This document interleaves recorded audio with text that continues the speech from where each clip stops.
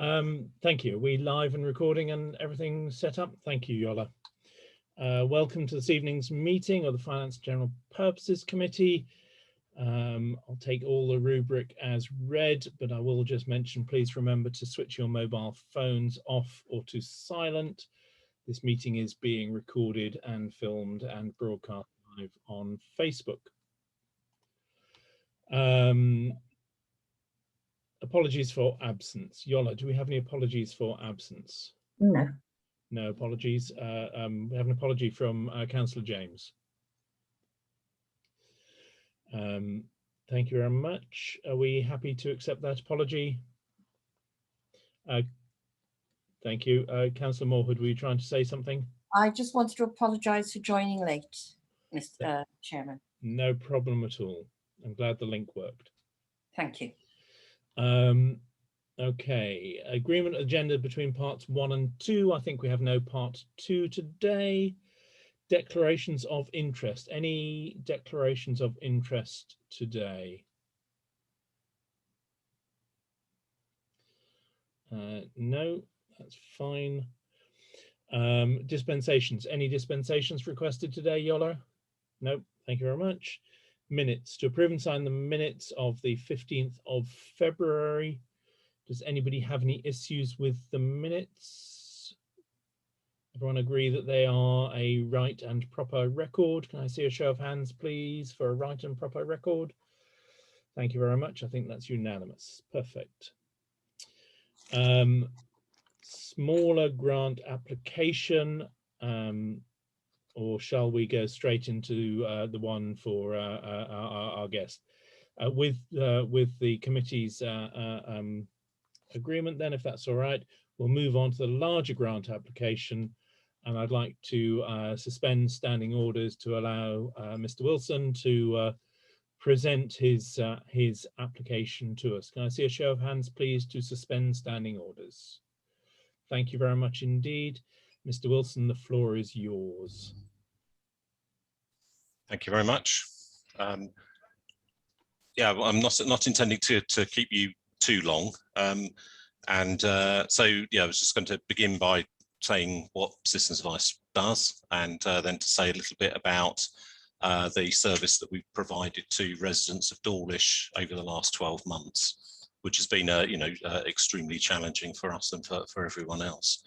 So Citizens Advice, what we do, we have two basic aims. So one is to provide the advice that people need for the particular problems that they face. And the other part of what we do is to try and improve policies and practices that affect people's lives, so that hopefully particular problems won't keep arising. We're an independent charity, and the service is completely free, it's confidential, and it's impartial. So by impartial in that sense, we mean that it's available to whoever comes to us. So it doesn't matter who anyone is, and whatever their problem, we'll try and help. So Citizens Advice Tunbridge is the service is mainly provided by volunteers. We have around about 100 volunteers altogether. That includes the trustees, as well as staff who work on reception, plus the advisors and assessors. We're a member of Citizens Advice Devon, so work very closely with our colleagues in other local offices across Devon. And yeah, we work together with them on an advice line, a call centre, so that we kind of maximise our availability to answer calls that we get. The volunteers that we have are aged sort of from early 20s to over 80, and they give something like 35,000 hours free per year of their time. If we had to pay for that, it would probably cost us something like £750,000 a year. So it's an amazing thing that they do, for free. They have to do quite a lot of training, so it takes about 3 months to train somebody to be a kind of initial assessor, to do a sort of triage service, and then much longer, up to a year, to train somebody to become a generalist advisor. In addition to the core service that we also have a number of specialist projects. So and they're funded by various funders. So we have ones which are specialist benefits appeals, specialist workers. We have a particular service called Help to Claim, which is a government-funded service where every local Citizens Advice office got some extra funding to help people to make claims for universal credit. We've got a project which is specifically for families using children's centres, so financial capability, maximising income, that kind of thing. We're part of Health Watch. We have a particular project for people who have MS, so it's mostly it's benefit queries that they come with. We do a lot of appeals on benefits like personal independence payment, employment support allowance, universal credit on that. We have a particular service which is funded by Devon County Council, which is for families with children with disabilities. We've got a contract with the Office of the Police and Crime Commissioner for victims of crime who are referred to us for generalist advice. We've got one for fuel poverty.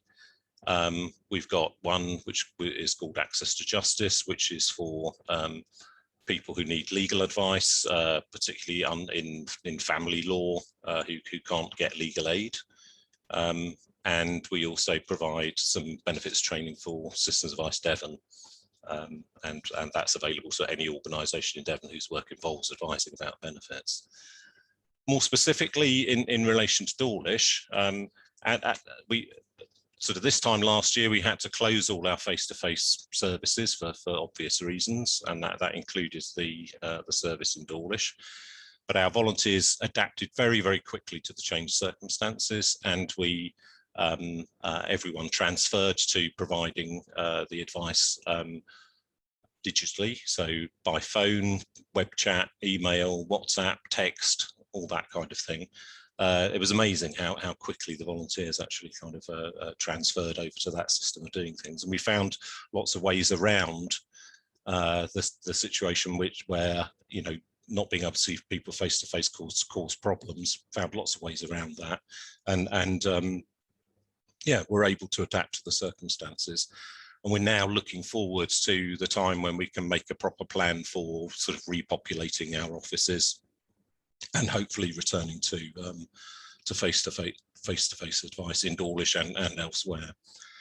So last year we advised around about 450 residents of Dawlish, and they brought with them about 1,700 problems. So it's about 4 issues per person that people come along. And I suppose that's one of the things that's changed over the years, that things have become more complicated.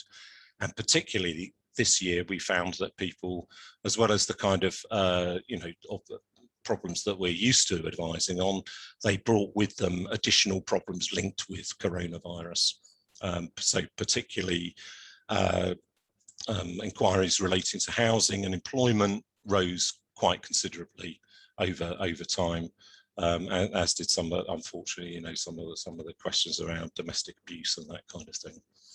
So yeah, so the top kind of 5 areas of inquiry from Dawlish residents were benefits and tax credits, employment issues, mainly linked in this case with coronavirus and with furlough and that kind of thing. And we're expecting a huge rise in inquiries when the furlough scheme ends.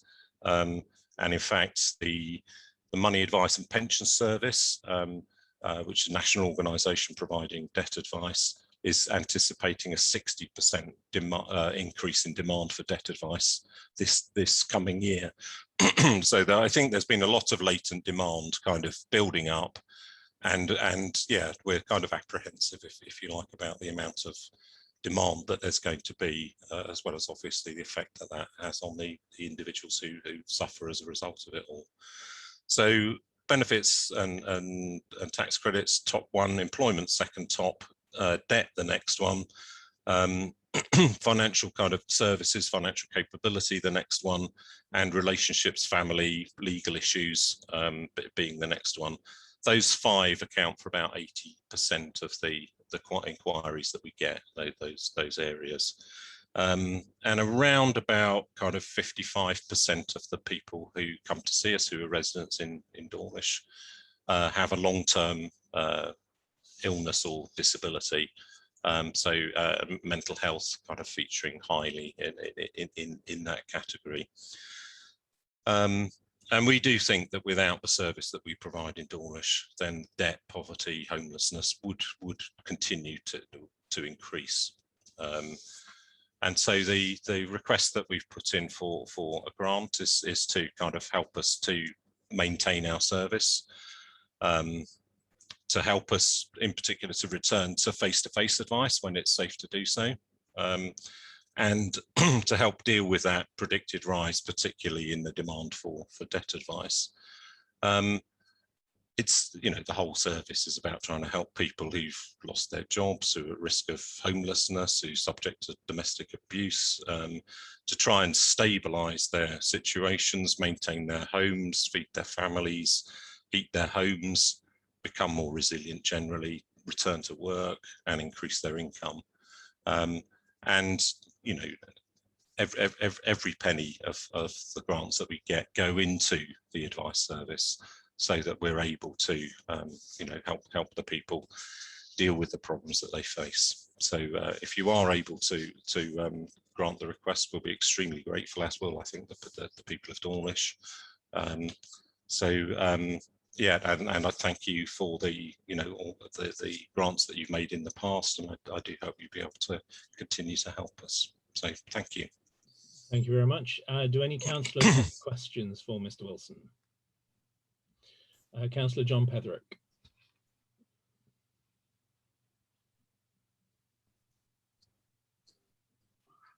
Thank you, Vincent, for that sort of very comprehensive overview. I'd made a note of a few questions, and I've had to cross most of them off because you've already answered them, really. Okay, I mean, I know that the service is very well used, and it's been there for about 8 years, I think, now in the Manor House, hasn't it? I think so, and yes. I'll often pop into the Manor House, and when your helpers are in attendance, yes, and there are people, invariably people, and there's a lady that sits pressing a doorbell to, that's right, to, yes, the receptionist, yeah. You mentioned the number of issues per person, which has surprised me, actually. You say normally about 4 issues per person. Yeah. People could just turn up, presumably, or do you like them to make an appointment? How does it work?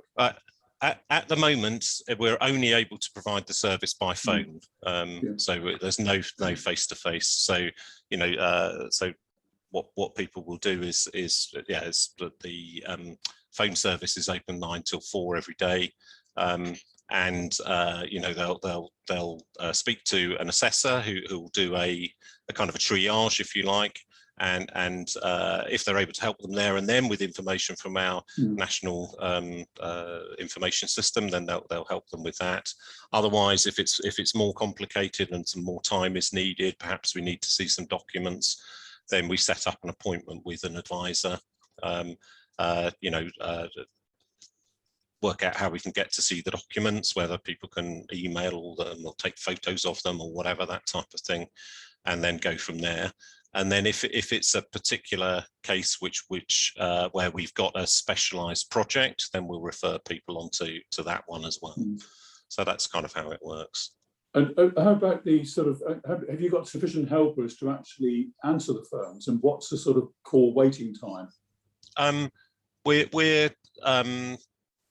analyse how many calls we're able to answer, and we're around about 80%, meeting 80% of the demand across Cambridge, and which is you know, which is not bad at all. And we've had, I mean, we were quite surprised because we expected actually that maybe we would lose quite a lot of volunteers, you know, when at the time that we had to kind of transfer to telephone advice, because one of the things that people loved and the reasons that they come and volunteer for us is because they really do like to see people and to help them there and then, you know, with somebody sat in front of them. But yeah, we managed to keep nearly everybody. And we've also been able to recruit more people. So at the moment we're doing pretty well for recruiting. We've got enough volunteers, if you like. We keep having, you get a quick turnover sometimes with volunteers, so you do have to keep training people. But we've done very well with that, but we want to keep, to train more. And as I said, we are expecting quite a big rise in demand. I think one of the things that has happened is that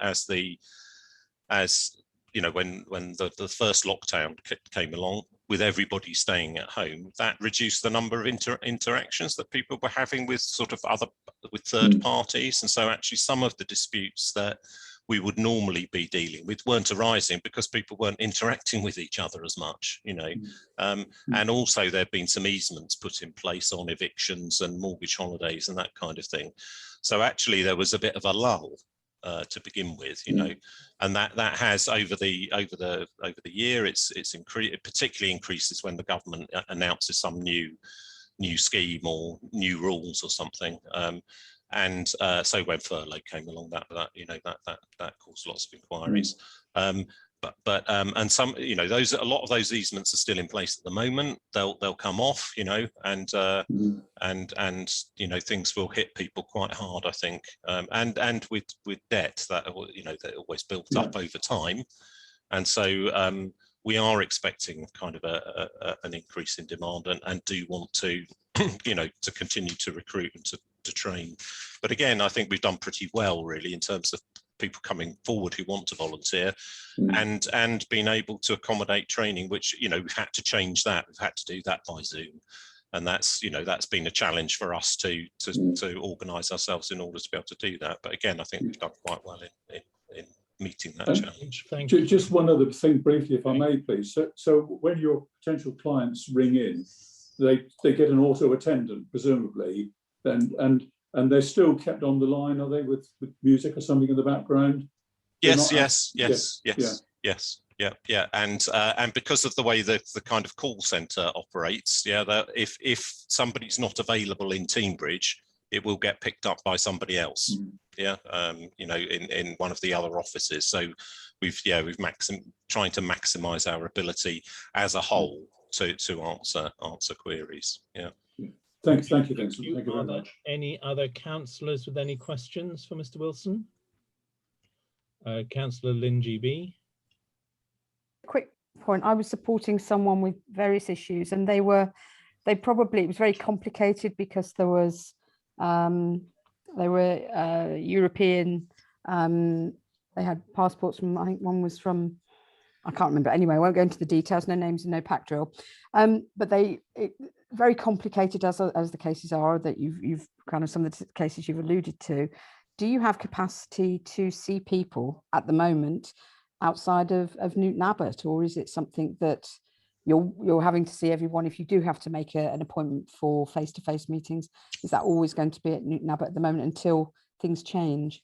Well, at the moment, we're not seeing anybody face-to-face at all. Okay. So it's all, unless we're, unless you kind of count Zoom, if you like. So we are doing video calls with some clients. Yeah. So nearly everyone is working from home. We've got a couple of people who are doing, who are working from the office, again, by phone or by video link, because they're not able to work at home. But otherwise it's, we're not doing face-to-face at the moment at all. One of the issues around that, I suppose, is we've got a lot of older volunteers who are themselves vulnerable, and so they're all really looking forward to being able to go back to face-to-face when they can, and obviously we've got a big responsibility as an employer or sort of charity to make sure that people who are working with us are safe. And so but probably not as able to go back to that kind of service as quickly as some other employers might be able to, but yeah, what we really want to do is, one of the things in the business plan for this year is to increase the outreaches. So Dawlish will reopen, sometime this year, but we're hoping also that we'll be able to provide outreaches elsewhere across the district. That's that's great. And the service you provide is just amazing. So thank you. Thank you. Thank you very much. Councillor Val Moorhood, please. Thank you, Chair. Yes, I mean, we all know CAB is an amazing organisation and they do wonderful work. And during these awful times, I'm sure more people need their help than ever. But I have a query because there's lots and lots of information which has been sent in, and it's Teambridge wide, and it refers to bureaus in the plural. My interest, if you like, is that this committee makes grants of money raised from local residents, local council taxpayers, and therefore I'm interested in the local costs for the service you provide. Now, I know you've told us how many people you've served. I'm assuming you've had a rent holiday this year from the Manor House. We had a short period of not needing to pay the rent, but we did have to pay it for most of the year. So I would personally, I would like to have seen what your running costs are here. You say your volunteers, they aren't paid. Training if you need to, yes. Telephone, all that kind of thing. I would have liked to have seen that so that we could balance that against all the beneficiaries, if you like. Sure. Again, Yes. get a better idea. But thank you. Thank you. I mean, that's something that perhaps we could do on another occasion. Quite happy to provide any information that people require. Thank you. Okay, thank you. Our clerk wishes to interject, then Councillor Terry Lowther. Just because I don't know whether this might be helpful, because the grant was timed last year, just after the start of the lockdown. I think the request was put in, if I can remember correctly, and then because there was a slight rent break, that was reduced off the amount that was requested. But I know, obviously, I've seen the bills coming in, and I know that the rent has been paid. But this grant is for next year, isn't it? So the idea was that it was being applied for now to cover out of next year's budget. That's right. So just a bit of clarification there, just in case that helps in any way. Thank you very much. Councillor Terry Lowther. Okay, thank you, Chair. Yes, my conversation is also about information, really. First of all, just to satisfy my curiosity, you say that you answered 80% of demand. How do you work that out? I'm not hugely technical, but the advice, the system that we use is provided by our national organisation, okay. And they have clever ways of counting. They have ways of doing. Yeah, things. That's right. I don't know how that's done. Yeah. It was only a curiosity question, really. The other one links a little way in with Councillor Maud. It's interesting to see what you do for Dawlish. The same sort of thing that really Councillor Maud is talking about. I should imagine that this year is going to be absolutely chaotic for you, and you're talking about lots of things be different and people will change and new challenges will arise. Presumably, once you've had time to do so, you will analyse that difference and publish it. Is it possible to do that again in respect of Dawlish? Yes. One of the things that I've been doing over the last year or so is to produce a report, a quarterly report, which I'm sending out to all, to Teambridge District Council, but also to all the town and parish councils, which set out the basic kind of stats for each ward. So, right. I'm hoping that that's getting, that's distributed to all of you. So, you'll every quarter you will get how many clients, what how many issues they had, and what the kind of outcomes were in financial terms for them. So that's what I'm providing to all town and parish councils across the district. Okay, so thank you very much. One of the things we're interested in is whether the town is changing. Right, yeah, sure, yes. Yes. And not just in terms of what you do, in terms of everything really, but what you do is, you know, is important, is an important aspect of what's happened to the town in the last year, and how, is there anything new we need to deal with, and how we're going to deal with it. So that information will be very useful. Yes, we're about to embark on some work with Teignbridge District Council, which is particularly going to be looking at that, and we'll be looking at that on a ward kind of basis. Right. So that will be, yeah, that will get published later in the year. Okay, thank you, Vincent. Thank you very much. Councillor Moorhood, did you want to come back? I'll bring Councillor Mary Lowther in first, since she hasn't spoken yet.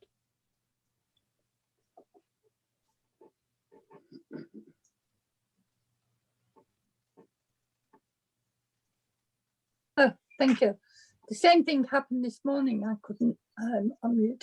Yeah, I think I'm just sitting, thinking of one or two things. You mentioned lots of, well, the only way is by phone. What happens to the people? These people are in debt, and some of them aren't very well. What do they do if they don't have a phone? And I couldn't understand how, they could give you all the information that you need. I mean, they're supposed to be vulnerable people, aren't they? Yeah, there is a real difficulty at the moment with us not being able to provide a face-to-face service. As I said, as and when we can do that safely, then that's what we'll do. But there is a difficulty with that. But there's no doubt about it. What we ideally in normal circumstances, we try to provide as many different channels as possible to everybody. So that I mean, and it's not just by phone at the moment, because people who are able to use, there's a web chat service that's available, and people text, and and there's WhatsApp as well. So there's quite a number of different ways of people getting in contact with us. But it's undeniable that particular channel, if you like, for people to contact us is not there at the moment, and I very much regret that. But it's a similar story across the whole of the country with citizens advice offices. And a lot of it is to do with the kind of vulnerability that some of our advisors have themselves, and the fact that many inquiries that we deal with take quite a long time. So you end up spending a long time with people. So you often can't get to the kind of the bottom of an issue, if you like, within 15 minutes, which is the normal kind of recommended amount of time that people should be spending with each other. And a lot of the clients are also physically vulnerable themselves as well, that are older and have illnesses and disabilities. So it's a real problem, and as I say, I do regret that, but I do, as soon as we can get back to face-to-face, we will. Prior to the pandemic, one of the things that we've got is a home visiting service, and that will come back into play. In terms of documents and things, as I said, a lot of people, we have done things of where we've gone to people's houses and picked them up from them. They've left them on the doorstep or whatever. We've phoned when we've got there, and they come out and leave it on the doorstep or whatever. So we've done that kind of thing. So it surprised me actually how people were able to find ways around things, and so many people do have mobile phones and are able to take pictures of documents and send them to you, and that kind of thing. And we've been doing a thing where we have got skeleton staff in the office, so an advisor working from home who wants the client to have some information which maybe has come from our website or from the gov.uk website or something like that. They'll phone into the office will print it off and send it off to the client. So finding ways around things.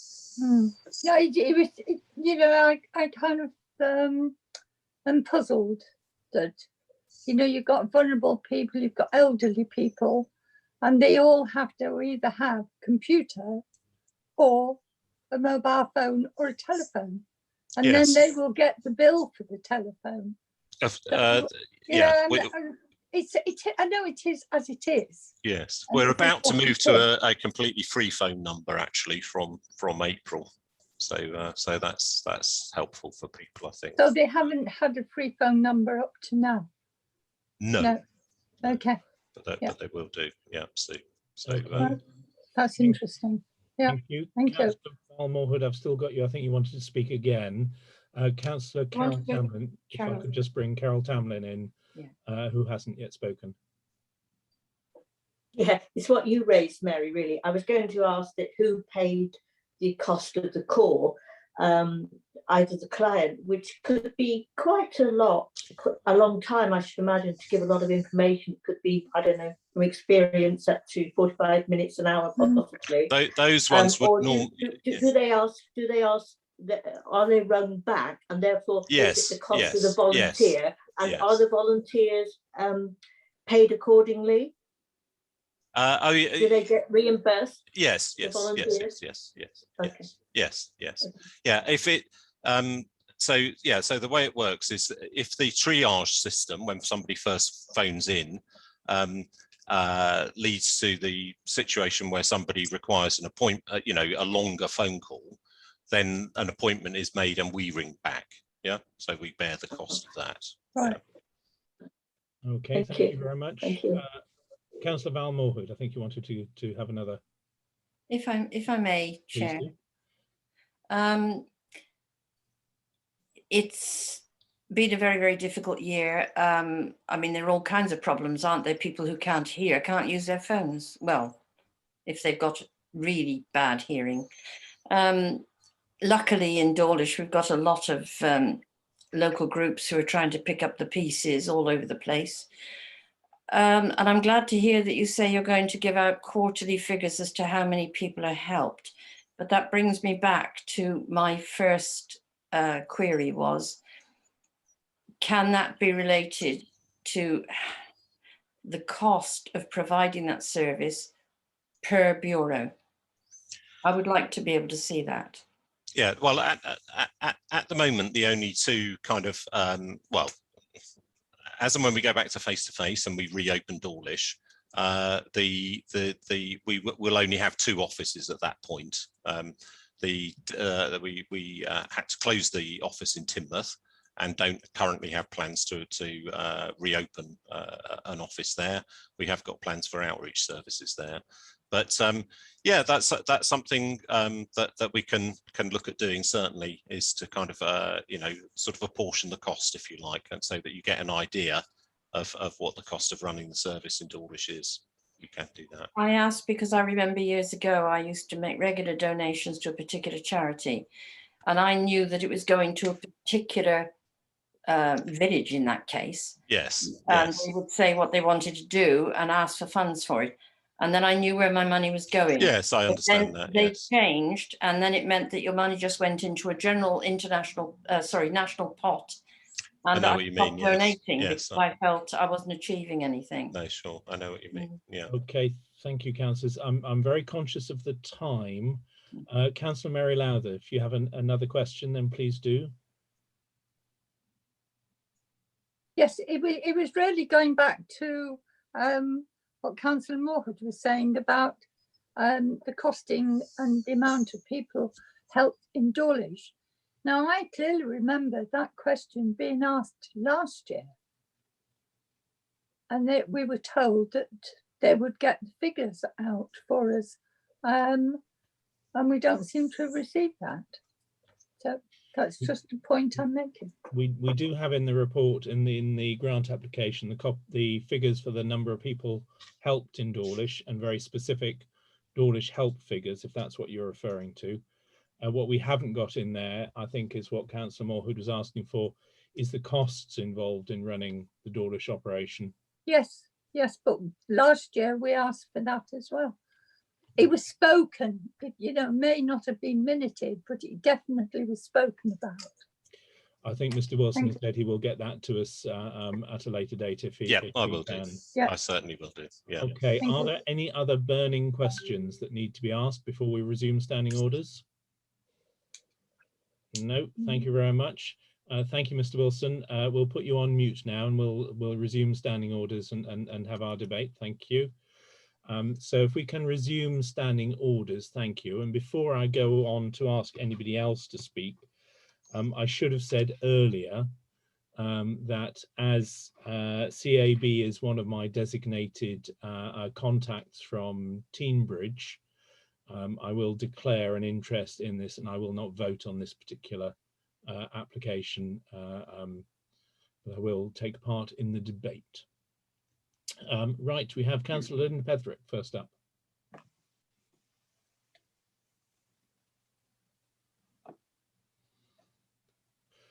You're on mute, Councillor. Oh, sorry, thank you, Chair. When I saw this on the agenda, I spoke to one of the volunteers that actually volunteer in Dawlish and asked them some questions via email. And they have been busier than ever as more people need to seek advice. People do like to speak to someone to confirm their understanding of their issues, or they have simply been confused because they've had a plethora of information around. A feature of last year is that they have reached a younger client base in Dawlish due to having a social media presence and more people dealing with emails and web chat. But the flip side to this was that the older clients who would drop into the manor house may not have made contact, especially those who find it difficult on the phone. The CAB in Dawlish will want to come back to the manor house to be able to have face-to-face appointments and drop-in sessions, especially to meet the needs of their older clients, which is a large percentage of their clients in Dawlish. The figures in the application show that there has been a big increase in the need for CAB during this pandemic. And I know that CAB offices throughout our area, having spoken to other branches, have had to increase their man hours because of the level of inquiries they are getting during the pandemic. I think we need to remember that the true economic cost of COVID is still to come. And once the government stops furlough, companies will start laying people off. Debt collectors will start calling and evictions could rise. People will need CAB in their corner more than ever. We lost the office in Dawlish 10 years ago, and it's only thanks to funding from this council that we got it back again. We must not risk losing it again, especially as we know hard times are coming and the need will be greater from all walks of life. So I would like to propose that we approve this grant for the full amount. Thank you. Thank you, Councillor. Next on list, Councillor Terry Lowther. Thank you, Chair. Yes, I'm not going to repeat everything that Councillor Petherick has just said, other than to say that, generally speaking, I agree with this. It was interesting to hear some of the information about the effects that have been happening over the last 12 months. That's the sort of thing that I'm really interested in. But certainly it's a valuable service. It is going to be desperately needed, more than now, even it's going to be increased. So I'd second that proposal. Thank you, Councillor. So we have a proposal that has now been seconded to approve at the full amount. Councillor John Petherick. Thank you, Chair. I mean, this is a very strong application. As I mentioned earlier, it was 8 years ago that this council actually agreed to encourage the CAB to come back into Dawlish to help our residents. It's conveniently located. When we adjust to our new normal, it'll be conveniently located. There is parking available. It's very well used, we know that.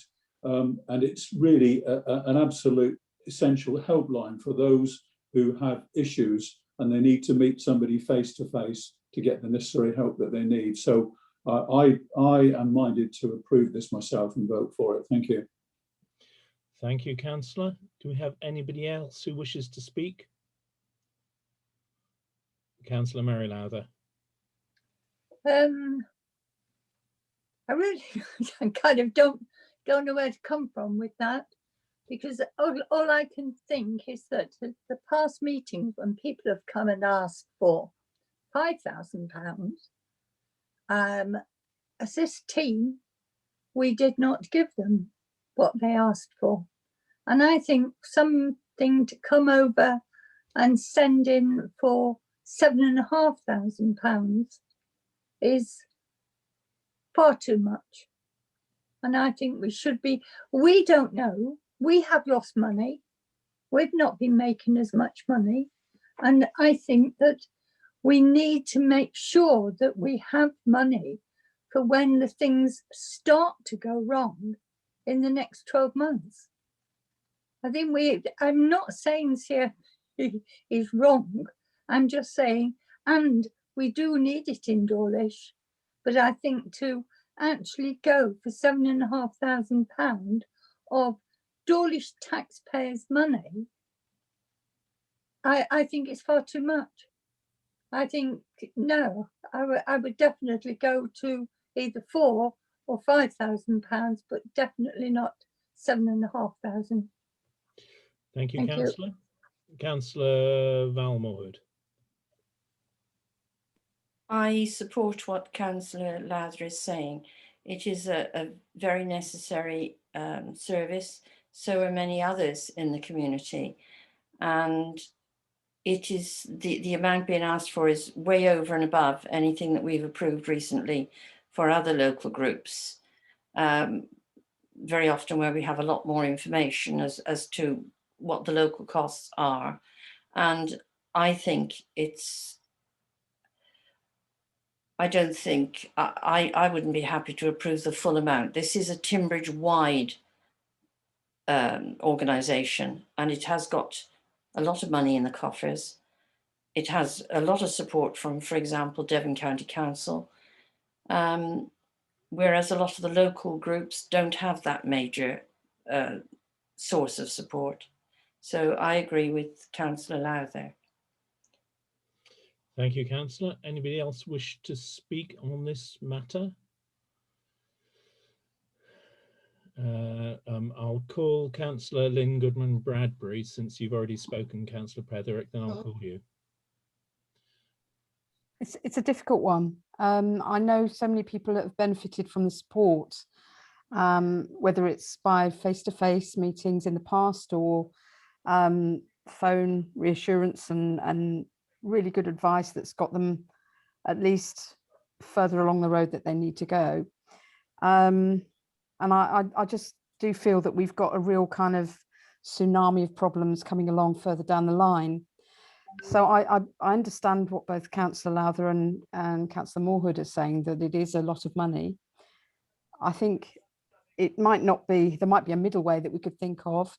Maybe not the full amount we could pay, I don't know, but my instinct tells me that we really need to support this, because I think there's an awful lot of people in Dawlish who are going to be losing jobs and in a situation where they really need the advice and really need somewhere to go to.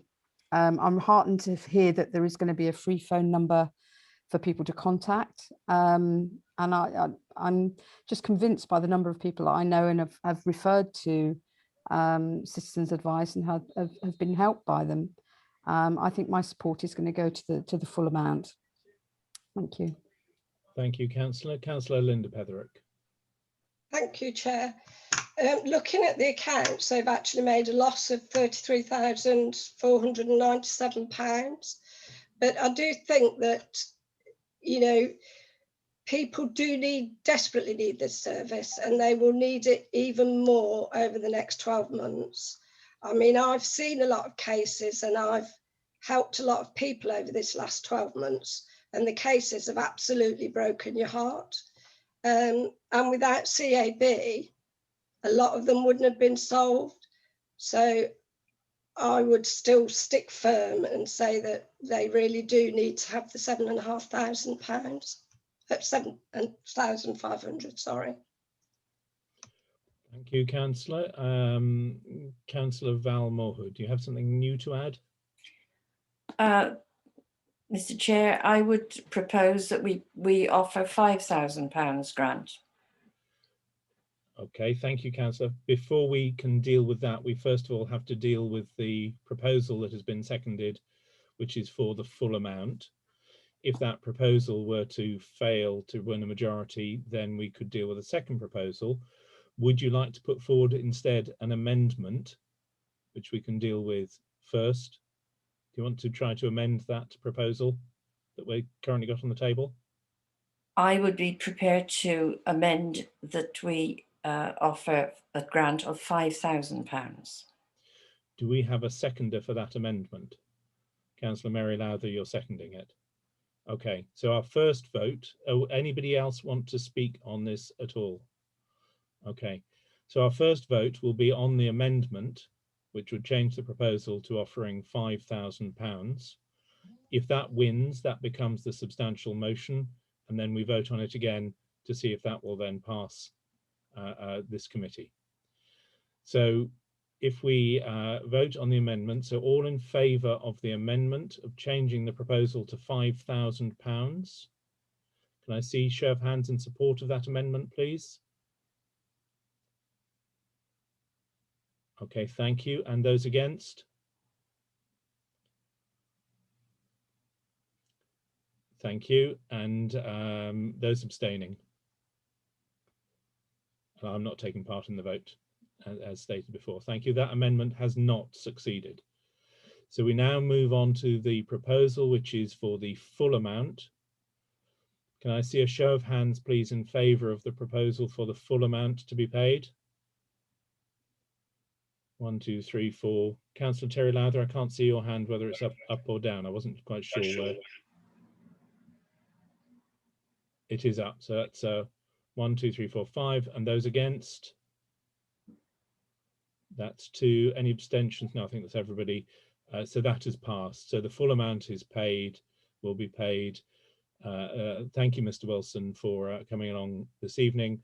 I'm sure we would all be extremely grateful to hear of progress and to know when the local office will be opening. Certainly, I found it very helpful to be able to guide people towards CAB during this time, and a lot of people have reported back that they have found your help invaluable. Thank you very much. Please, thank you very much indeed. Thank you. Please feel free to stay if you'd like to, or to leave if you have something else that you prefer to be doing with your Thursday evening. Well, I think I will leave, but thank you very much indeed. Thank you. Thank you very much. And I will make sure that we provide you with, with up-to-date information, and particularly in relation to when we'll be reopening in Dawlish. Thank you very much. Thank you. Thanks very much. Okay. On the agenda, let us move back to the smaller application grant. This is for Cockwood School PFA. And this is £250 towards books that help with phonetics. So this is phonetic reading books for the school in Cockwood. Yola, we don't have anybody coming to speak to this one, do we? No, I would believe they're not coming at this point if they haven't come already. Okay, so I would like to propose through the chair that we approve this. We've given grants to the other primary schools in the area for computers and equipment recently, and I think this is, whilst sad that they need it, because they should have sufficient funds to get such books out of their general funding anyway, I would propose that we put that forward, and I'll call for a seconder. So in order of speaking, we have Councillor John Petherick, who I think is indicating he'd second the proposal. Fantastic. Thank you. Yes, happy to second that, Chairman. I've, like Councillor Terry Lowther, I've also experienced being a school governor at Star Cross. And when you look at the finances, it's quite surprising. I mean, they have the money to cover the major utility bills and the salaries, but when it comes to the smaller things like this, they just don't have the funding. And this is something, it's not a great deal of money. It's 250 from us. I know our Rotary Club is putting in £150 and the PFA are providing money. So I really do feel that we should support this one. You proposed it, I've seconded it, so hopefully it will be approved this evening. Thank you. Thank you, Councillor. Councillor Val Moorhood, you're next. I would like to just check through our financial officer. The total cost of their project is, I haven't got the form in front of me. It says £1,500. 1,500, which is, I realised it was a great deal more than they were asking for. And my feeling is that we have recently supported 2 other schools, Westcliff with £510, which was their total need for a project. We've granted £500 to Gatehouse School, which was a large percentage, if not all of what they asked. And I would like to propose that we actually offer more than they've asked for. I would second that. Are you suggesting we take the proposal to 500? Yeah. I would propose that, yes. I will happily accept that into my main proposal if Councillor Petherick will still second that. I'll second that. Yep. Oh, yeah. So thank you, Councillor. Yeah, so we now have a proposal for £500 for Yep. Cockwood Primary School. Was that it, Councillor Moorhood? Sorry, yes, I'll take my hand down, sorry. Thank you. Councillor, oh, you just put your hand down. So moving around the screen so quickly, I can't keep up with the hands. Okay, thank you. Would anybody else like to speak to this, or shall we move to the vote? No. No to the vote. Let's move to the vote. So all in favour of £500 for Cockwood Primary School. Fantastic. That's unanimous. Thank you very much indeed. Splendid.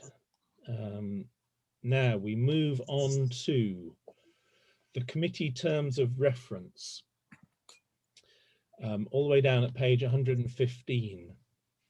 I looked at this agenda, I looked at the numbers and I thought there's a lot of stuff here, but we've dealt with most of the pages, so that's all right.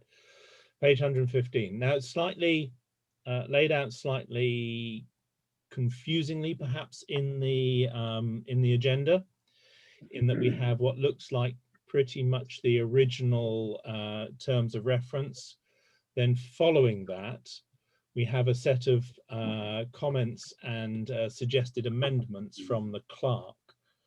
So if we can deal with the suggested amendments, because they do substantially change the terms of reference, I'll just go through that. So we commented on term 3.3, 1, 2, 3, which says to consider legislation to consider legislation and its consequences on this authority and disseminate such information to all members of the authority and their staff. Last time we said it was very broad and didn't take into account the role of the town clerk.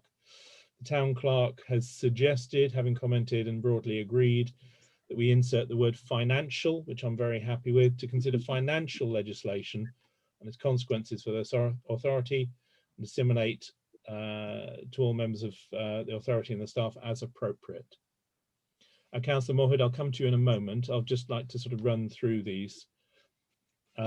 We then commented on 3.5, which was the 5th one down, 1, 2, 3, 4, 5, which was saying to recommend policy for the authority to all members of the council. And it went on. And the clerk is saying policy in this respect would relate to financial matters for the council. So the word financial would go in front of policy there again. And it then goes on to clarify that it would be in all aspects of property and land, except those areas that civic amenities cover or the Manor House and Riverside cover in their terms of reference. So this committee would pick up anything left that CAC or Manor House and Riverside hadn't already considered. So that's for the 5th one. And then the 6th one, which is the health and safety one that did give us some concern last time.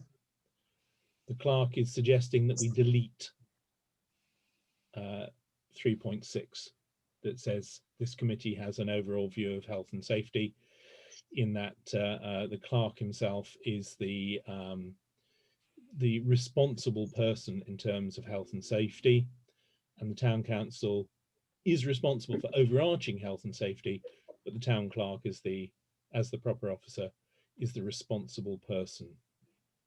Individual aspects of health and safety should be dealt with by the committees in the project as they come up. Bearing in mind those changes, which I think answer many of the questions that we had last time, Councillor Moorhood. Sorry, thank you, Chair. The moment has passed. I was simply going to suggest if we shared the screen with the red highlights that the clerk had put in, we'd catch up with you, but oh, I do apologise. You've done it. Sorry about that. Too keen to get it all set out in front of us.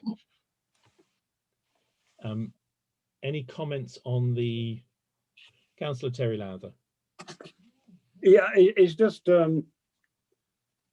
I have a horror of phrases that get thrown into text such as this, and I'm not quite sure. I'm looking at the first one, 3.3, to consider financial legislation, its consequences for this authority, and disseminate such information to all members of the authority and their staff as appropriate. What does as appropriate mean? Who judges what's appropriate? Other than this committee, however, I'd be quite happy to strike those comments, strike those two words. I think they're unnecessary. Do we have general agreement to strike those Yes. two words? Can I see a show of hands, please? Thank you. Yep. Thank you, Councillor Lowther. Any other comments on this? Are we happy for the terms of reference as amended by the clerk to go forward for consideration by full council? So you will get another bite at these at full council. You can look at them in comparison to the other committees where we're trying to balance off to make sure we're not not positioning overlapping terms of reference at that point. Are we all happy now? Yep. I see a show of hands, please, to approve the changes as set out by the clerk, plus the striking the words as we just agreed. I think that's everybody. Thank you very much. That's unanimous. Right. Item number 9. Dashing back up to the top of the agenda. We talked before about our investment of the reserves. Now, in our budgets, we've set aside reserves for specific projects that may not be ready right now, and we are required by law to keep a certain amount of reserves in case we need them. Some 3 to 6 months, I think, if I remember rightly, reserves in the bank. For some time now, we have had a little bit more in the bank than is wise for keeping in one bank, remembering that there are limits for what a bank will recompense if they suffer horrible problems like they did in the financial meltdowns in 2008, 9, 7, 8, whatever it was, the credit crunch. So this is a proposal to invest or move £100,000 from our current bank account that is sat in general reserves and to put it into the CCLA Public Sector Deposit Fund. We had a look in this committee some while ago at the CCLA and the variety of different accounts that you could put money in on deposit. This is the more readily accessible one. It's not the long-term property one, if I remember that rightly. He says looking for confirmation. Yes, fantastic. So this is just using an alternative deposit account at the CCLA. We have a report at page 119, which has been prepared. Yola, would you like to speak to that report? I just need to just draw your attention to a typo or missing figure that Andrew made me aware of this morning, just to highlight it to you. So in paragraph 2, so in the Public Sector Deposit Fund, the write-up there says how much interest would be yielded on a figure of £100,000, and you can see there's 4,333. He wanted the figure to be put in to be compared to what we have made in interest so far this year, and the figure was omitted. So that figure is £241.97. So you can see there's quite a difference. Yes, and you're quite right. This is the option where the access is much more readily available. So potentially you are getting quite a lot more interest for not too much of a commitment. It's not like the other one, which from memory you had to keep him for a certain number of years and then you were sort of penalised, etc. But there was more of a gain. This is a much better quick fix.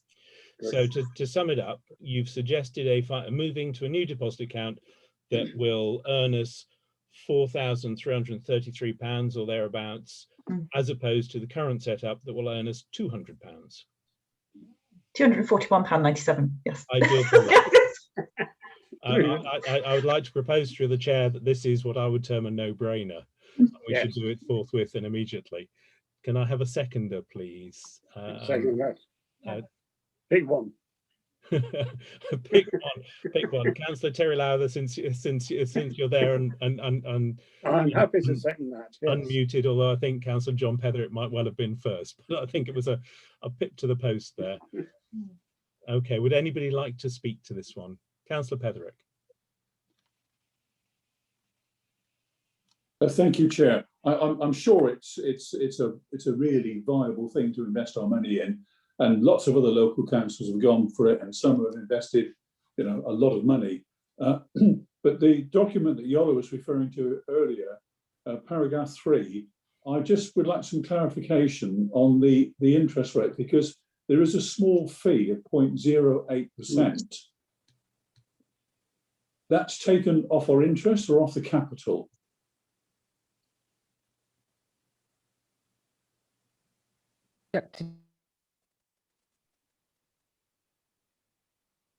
Yola, would you like to respond? Yeah. I was just trying to find the Zoom has changed where we're all moving around, so I couldn't find myself to unmute myself. So I do apologise. Okay. From what I can see reading the report, and apologies, this is Andrew's report, so I didn't do the research on this one this time round. Yeah. But it does look like that fee is taken before the yield of the interest, so it's not coming off the 4,000. Is that what you're? Well, sorry, but if it means that we're not getting as much. We're paying the interest in a fee, and we're paying more on top of it. Is that, or is the interest 0.12% and 0.8% of that is a fee, and the rest we get? The person who wrote the report has just messaged me to say the yield is after the fee has been taken. So, Councillor Petherick, I think your interpretation is correct. If you look at it in bold terms, the interest would be 0.12%. Yeah. But of that, the first 0.08 is taken in fees, but we're still receiving 0.0433 in as net interest, which is, as we pointed out earlier, substantially better than £200. Yeah. Okay, fine. Thank you. Thank you very much. Councillor Val Moorhood. It's nice to know our clerk is taking such avid interest on Facebook. Thank you, Chair. Yes, I did spot that one. It's good to see we still get a reasonable amount of money. But I think what's more important, I feel, is that we've got very uncertain times ahead. And we have been advised to move the money around so that we reduce our risks if anything went wrong. So I think this is a really opportune time to do that, as well as getting some more interest. And I was very interested on reading it to see that it is easily accessible should we suddenly find that we need to use some for some kind of capital project or whatever. I think it's ideal. We've taken good advice, and yes, let's do it. Thank you very much. Anybody else wish to speak to this item? No, in which case we'll move on to the vote that we proceed as set out. Can I see a show of hands in favour, please? I think that's unanimous. Thank you very much, and thank you, Yola, and thank you to our town clerk. That's an excellent move that is great. Okay, so we now move on to agenda item 10. Just check back to the main agenda, which is our final item this evening. And we're going to go through the invoices for payment, direct debits and income page by page as we normally do. This is page 129 in your electronic bundle, which is headed at the top, agenda item 10, date 18/03/2021, time 17:24, cash book number 1, Lloyd's current account 5068. Councillor Moorhood. Can we share the screen, please? And go Yes. down it. I'll share my screen quite happily. You're right, Yola? Yep, fine. Okay, so this is here. If I share that, I can make it a bit larger. That's fine. Can you see that sufficiently? There we go. Yeah, that's fine. Okay, so let me just get all these other things out of the way and find where everybody is so that I can see hands. Sorry, just moving windows around so I can see everybody on the second screen.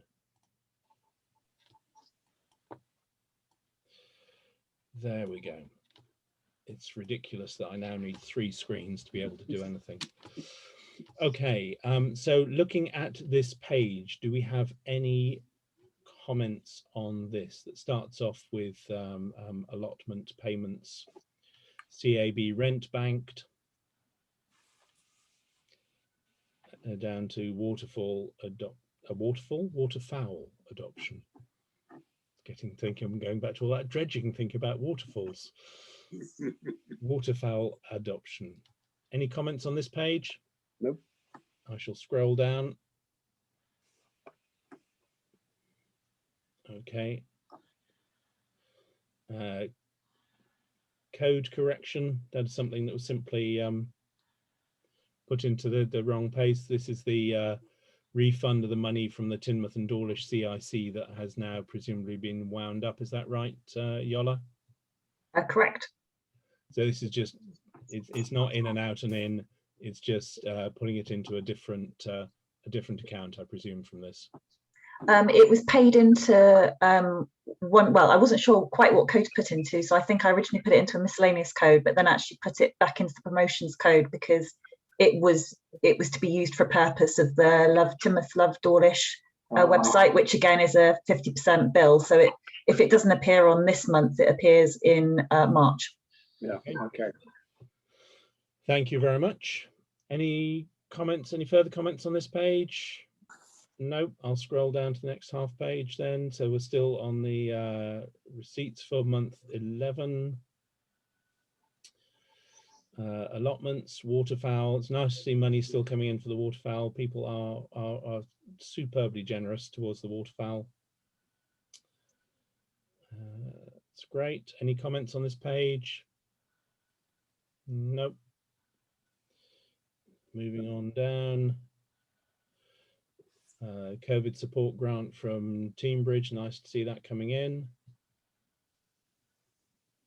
Further comments on this page? None. And then we have the final part of this. Is that another 2,000 for COVID support grant? So we had 2 payments in for COVID support grant. It is, and then there will be a third one. Excellent. Very nice to see.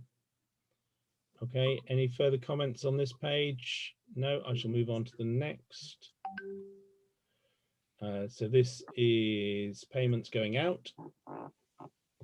Starting Southwest Water, photocopier.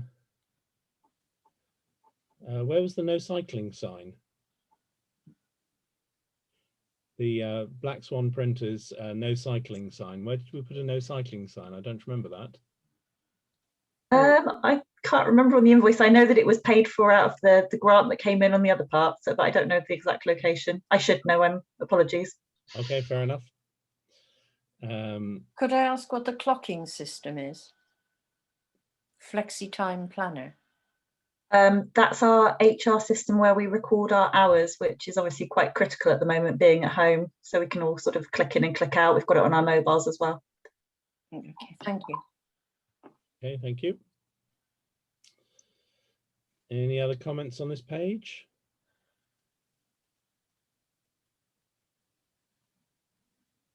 Nope. Let's scroll on down. The CCTV contract is quite interesting because I know we're looking at CCTV and its renewal. Is that the £1,269? Is that an annual fee? It is. Thank you. Is that for maintenance of the equipment and annual checking on it, or?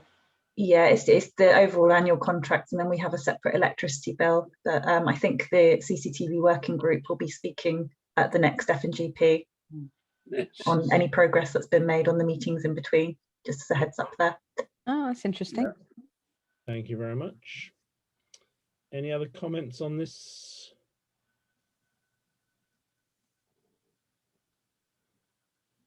Nope.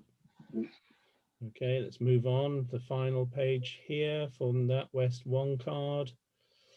Nope.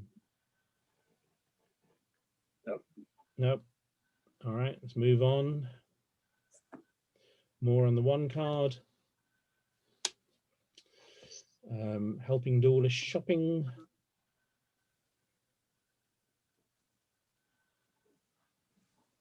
Okay, any comments or questions on this pages? Nope, let's move on. Oh, is that it? That's it, we're That's it. That's it. We're done. Done. Can I take a quick vote, please? I'll stop sharing. Quick vote, please, to note those reports. Thank you very much, everybody. And I think that's it. So thank you, Yola. Another useful meeting with clear reports. It's really good. And congratulations again on the internal audit report being nice and clean that we saw at the full council last week. And unless anybody else has anything else, I will call this meeting to a close. Yep. That's it. Thank you very much. This meeting is finished for today. Thank you very much indeed, everybody.